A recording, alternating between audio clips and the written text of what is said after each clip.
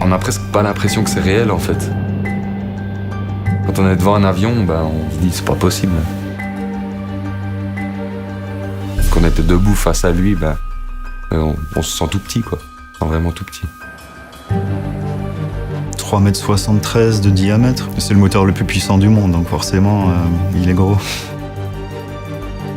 En général, on fait ce qu'on appelle une daily check. Donc on fait le tour de l'avion pour s'assurer qu'il n'y a pas eu de déformation sur le fuselage. Et on vérifie tous les niveaux d'huile, les niveaux d'hydraulique. On vérifie les roues pour être sûr qu'elles sont en bon état. Le travail est bruyant, les moteurs font du bruit. Par rapport à nos conditions de travail à nous, c'est clair que c'est très différent. Tout est calme, on voit la nature derrière. Le premier bâtiment de Breitling Chronometry, il date de 2001. La deuxième étape, c'était en 2009, où c'est que là, Breitling a décidé de faire son propre mouvement mécanique. C'était intéressant à voir. Tous les opérateurs concentrés, il n'y avait pas de bruit. Mais en même temps, je pense qu'ils ont besoin de calme pour pouvoir assembler tout ça.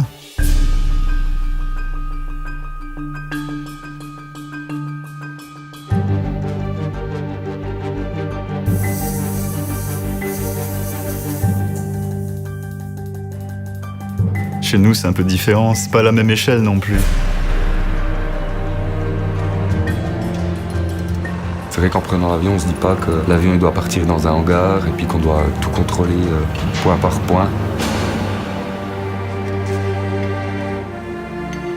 Alors il y a beaucoup de monde qui bouge dans tous les sens et puis au final, chacun va exactement où il doit. C'est exactement ce qu'il a à faire. Quand on est rentré avec Guillaume dans l'atelier d'assemblage, on a vu que c'était différents postes. Chaque opérateur a une carte devant lui qui lui expliquait ce qu'il devait assembler dans la montre. Et ensuite, la montre automatiquement repartait sur un poste suivant. J'ai pu montrer à Jean le fonctionnement de base d'un mouvement mécanique horloger. C'est toujours un barillet en fait, un ressort qui va absorber une force. Puis ensuite, elle va être acheminée jusqu'à l'organe final, qui est l'organe réglant. La fréquence de l'organe réglant va définir la vitesse à laquelle les roues vont tourner. Sur ces différentes roues, on va venir chasser en fait les aiguilles.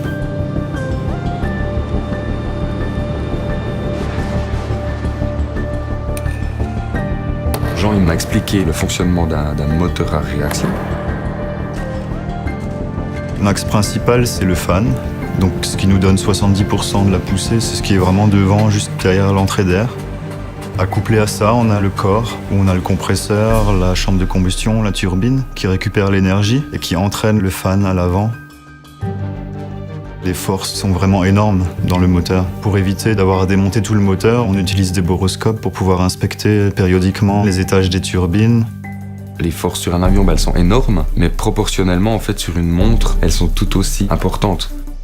Avec la caméra à haute vitesse, on vérifiait que quand on remet l'aiguille à zéro, ça se fait dans un certain temps donné. L'aiguille va se tordre en fait, elle va pas se déformer parce qu'elle va revenir après à sa position initiale en fait. Ils ont des huiles spécifiques pour chaque engrenage.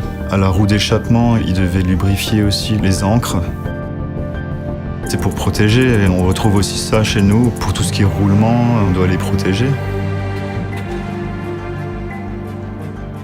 Comme nous, sur les mouvements, chaque vis doit être vissée à une certaine force. Alors il m'a donné une grande clé qu'on a dû mettre à l'intérieur et puis après serrer au bon couple.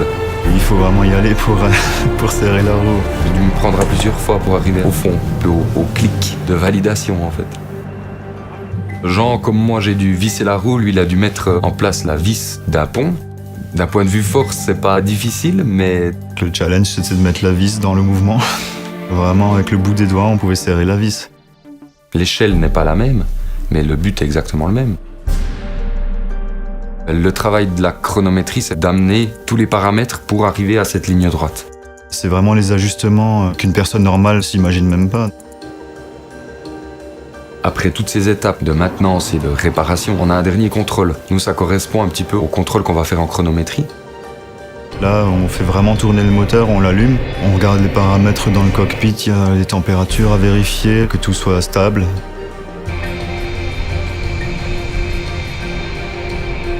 Au moment où la montre est terminée, la multitude de gens en fait, qui ont participé à son élaboration, à son assemblage, En fait, on va la laisser partir. C'est vrai, pour la maintenance des avions, lui, il va avoir contact directement avec le pilote. Il va lui redonner son avion. Donc, en gros, le pilote, il peut lui dire merci. Alors que nous, on sait pas. Alors, de temps en temps, on croise quelqu'un qui a une Breitling, on regarde. Puis on se dit, ah, elle est peut-être passée entre mes mains. C'est possible. Le résultat, on l'a directement si on voit partir l'avion. Puis après, on regarde, on est au bord de la piste, puis il s'envole. Puis ça, c'est un peu magique, quoi. C'est un peu comme le cœur de la montre qui bat, quoi. C'est difficile à expliquer, mais ça marche.